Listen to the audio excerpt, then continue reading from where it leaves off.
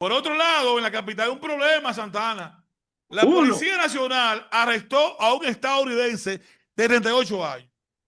De un piso número 11 de un apartamento en la capital dominicana, lanzó 2 perros. Uno cayó encima de un carro. Los vecinos tienen fotografía de eso y fue sometido a la justicia este norteamericano. Tenemos las imágenes, Medina.